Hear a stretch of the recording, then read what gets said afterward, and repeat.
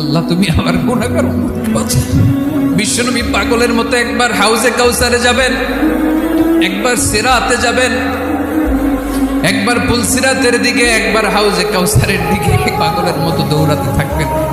তার কোনো গুনাহগার উম্মত যাতে জাহান্নামে ঢুকে না যায়, সেদিন কেউ সুপারিশ করতে পারবে না বিশ্বনবী ছাড়া। কিয়ামতের ময়দানে ওই বিভীষিকাময় সময়ে মুসিবতের কালে মানুষগুলো পাগল হয়ে বিশ্বনবীকে খুঁজতে আরম্ভ করবে। সবাই মিলে বিশ্বনবীর কাছে যেয়ে বলবে, ইয়া রাহমাতাল লিল আলামিন, ইয়া খাতামুন নবীন, রাহমাতাল লিল আলামিন। দেখেন আমাদের কি অবস্থা, কি কঠিন বিপদে আমরা আছি, দাঁড়াতে পারি না, সূর্যের আলোতে ঘেমে হয়রান। আজকে কেউ সুপারিশ করতে পারবে না। সব নবীরা অপারগতা স্বীকার করেছে, তারা বলেছে আপনি ছাড়া কেউ নাকি আল্লাহর সামনে দাঁড়াতে পারবেন না, আপনি একটু সুপারিশ করেন। বিশ্বনবী বলবেন, আসো আসো, আজকের দিনে আমি ছাড়া আল্লাহর সামনে কেউ দাঁড়াতে পারবে না।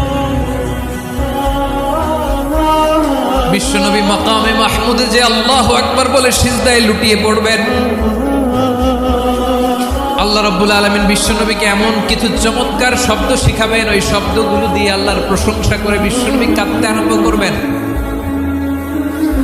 বিশ্বনবী এমন ভাবে অজর দ্বারায় সিজদায় লুটিয়ে পড়ে কাঁদবেন, রব্বুল আলামিনের রহমতের দরিয়ায় জোশ লেগে যাবে।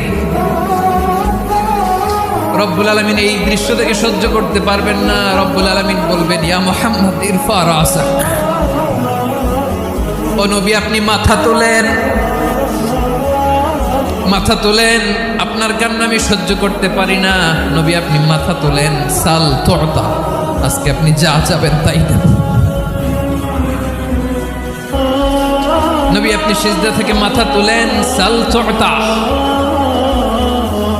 যা চাবেন তাই দেব। ওয়াশফা তুশাফা, যার জন্য সুপারিশ করবেন তার সুপারিশ কবুল করে নেব। বিশ্বনবী এবার মাথা তুলবেন। যে বিভীষিকাময় সময়ে প্রত্যেক নবী বলেছেন আমি পারবো না, প্রত্যেক নবী বলেছেন নাফসি নাফসি, আমার কি হবে আমি জানি না, আল্লাহ আমারে বাঁচাও। প্রতিটি নবী বলবে নাফসি নাফসি, আল্লাহ তুমি আমারে বাঁচাও, আমারে বাঁচাও। বিশ্বনবী মাথা তুলবেন, তুলে বলবেন রব্বি হাবলি উম্মতি, আল্লাহ তুমি আমার গুনাহগার উম্মতকে বাঁচাও।